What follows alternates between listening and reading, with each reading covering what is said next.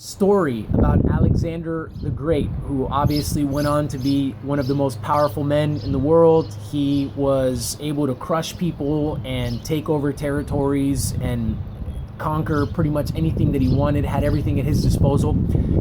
There's this story where he walks up on a guy named Diogenes who is laying down in the grass just looking up.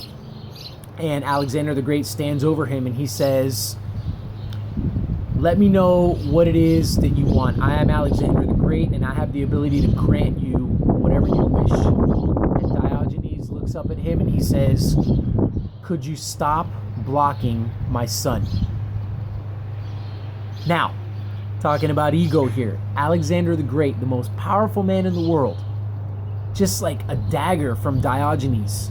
All that Diogenes wants from him is, "Could you stop blocking my sun?" Alexander the Great, a guy driven by a tremendous ego, a huge ego that basically conducted his daily routines and his actions and the way he treated people. Can you imagine how he felt that Diogenes just gave him that simple command? "You can have anything you want, okay? I just want you to please move out of my way so that I can continue looking at the sun and getting some sun." Our ego can get away from us if we don't keep it in check. We need to be careful. We need to be humble. Alexander the Great was looking at Diogenes giving him this great answer. "I want fame, I want fortune, I want you to give me a piece of your kingdom, whatever." And instead, this humble character, Diogenes, just gives him a very simple answer. And Alexander the Great's ego is just absolutely crushed by this answer because it's not what he was thinking. We need to make sure that we keep tabs on our ego every single day. Here you have a story of Alexander the Great, tremendous ego, and you have a story of Diogenes who could have had anything, and all he wanted was some more sunlight. All he wanted was the ability to look up at this great, magnificent sun. Humility, a humble man. Who was happier?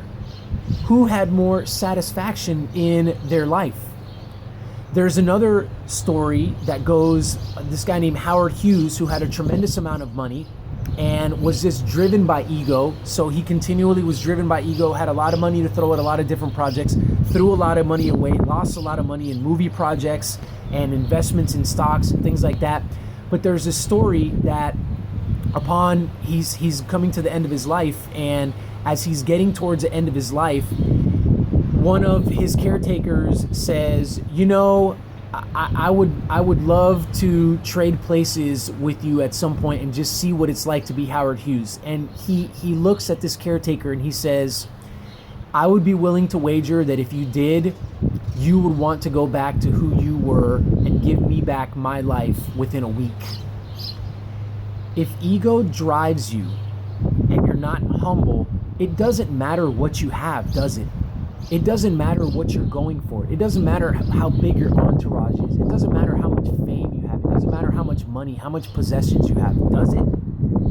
If ego drives you, you're empty because your ego is never satisfied. You're always looking to satisfy that ego, and the truth is that it never can be. And so you're always coming up empty, no matter what you have. But on the other side, if you can be a Diogenes and you're humble, then you can have very little. But if not driven by ego, you can be full to the brim with joy and satisfaction. So let's be careful about our egos. It's a battle that we need to fight every single day. That ego, it doesn't die until like our carnal bodies die. That ego is not going to die. And it's hungry. And it wants to be fed every single day. We need to get into the daily habit of pushing that ego away and pushing it to the side and not allowing it to drive our thoughts that turn into our actions, that mess with our emotions, that start to skew our principles. Don't let ego drive you. Ego is the enemy.